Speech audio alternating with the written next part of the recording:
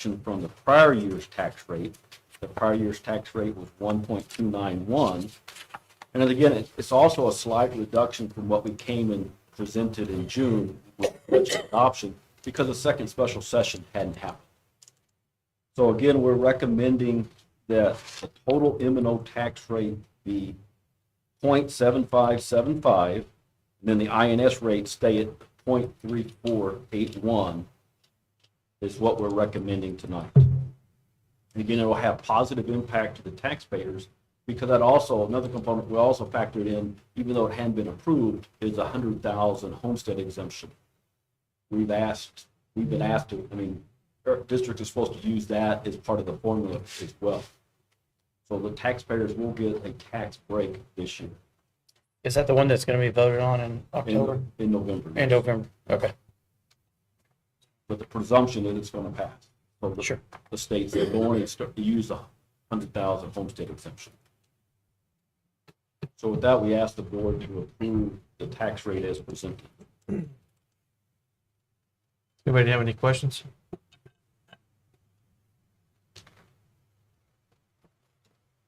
So just to just hammer this home a little bit, Dr. Johnston, because this has been stuck in my craw for about 4 years now. So we've lowered it the past 3, 4, 5 years, yet the voters didn't see any benefit to that because it was all about the no new revenue. So we still took the gut punch. And we're actually down below the no new revenue. So if we did what they wanted to do, they'd be paying more in taxes, correct? They'd be paying a little bit more, yes. Yeah, they'd be paying more in taxes. So I'll be looking for some positive comments out on Facebook tonight with this tax rate. I appreciate the work that you've done and bringing this. That's our goal is to lower taxes as much as we can, right? Understanding that we do have things that we have to pay for. So, and we don't want to go below what the state says we should be at because then it reduces our state funding. Yes. And so that was one of the points made last year when they wanted us to adopt the no new revenues. If we did that, we would have lost several $1 million to state revenue by doing that. but as the local burden went down, the state is going to pick up that. Offset. The little seesaw you always show. Yes. Okay. Do we have a motion or anybody else want to make a comment? I think you covered it, John. Okay. I feel better now. I move to adopt the resolution setting a tax rate establishing the 2023 tax rate of 1.1056, which is 0.7575 for maintenance and operation and 0.3481 for interest and sinking per $100 of property value. Second. We have a motion by Ms. Peterson and second by Mr. Sebring. All in favor, say aye. Aye. Any opposed, same sign. Motion passes 7-0. Thank you. Thank you. Thank you. Consideration approval of 2023-2024 fiscal year amended budget. Dr. Johnston. One other thing through the Texas Property Tax Reform and Transparency Act of 2019, which added the no new revenue, one of the things they wanted us to do was to attach that no new revenue calculation document to the budget. So if nothing else changed, we would have to do a budget amendment just to add that as an appendix. But with the tax rates going down, a shift from tax collection to state funding is being, so that's also included in the budget amendment. One other component that we added too is just transitioned a little bit of money from other purposes to set aside for school safety. And that's a big topic this year. We've applied for several grants and hope to get the grants, but in case there's additional needs, we set aside $100,000 for safety.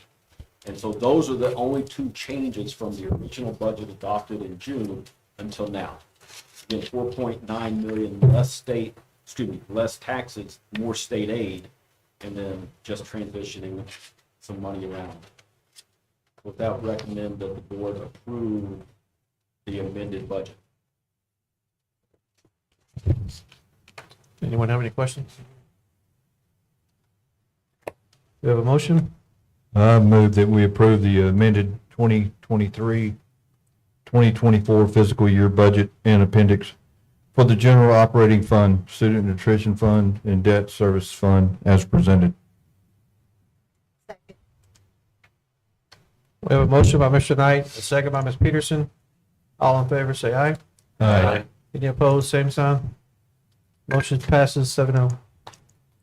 Consideration approval of assignment of fund balance and resolution for 2023-2024. Dr. Johnson. This is something we've also brought back over the last several years, that the IDA, which is a federal grant, allows you to spend some of your special ed funds on residential placement. If the grant doesn't cover that, the state requires that the school district set aside some fund balance in case those services are needed. We have not had any residential placement since I've been here.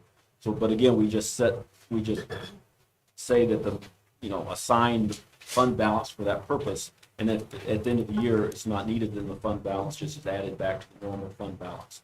So again, this is something we brought every year to you, and we asked the board to approve the transfer of funds from undesignated to assigned. That's the $82,000.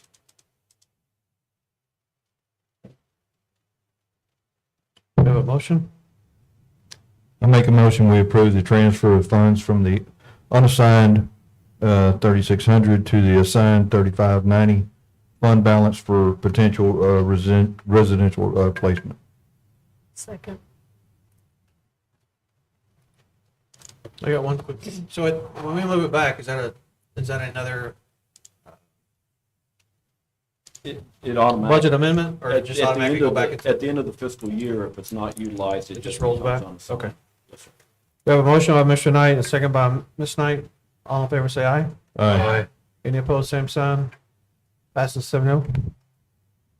Consideration and approval of resolution of candidate nominations for Ellis County Thank you, sir.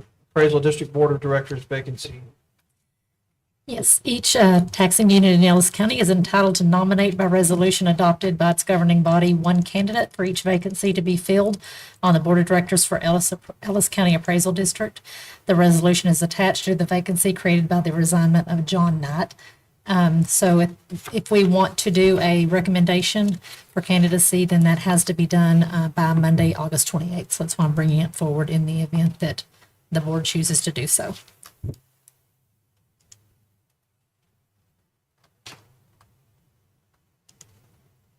Any By more? the way, that's not me. No, not Johnny Knight, it's John Knight.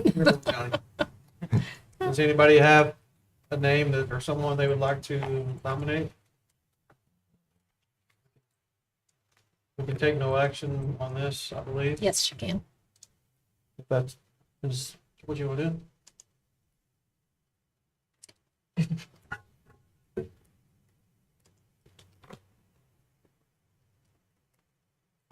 All right. And last is you have informative actions, or informative information in the back of your packets. The time is 7:17. This may be the fastest meeting we've ever had. The board will adjourn into closed session pursuant to multiple Texas government codes as listed on the agenda. Thank you.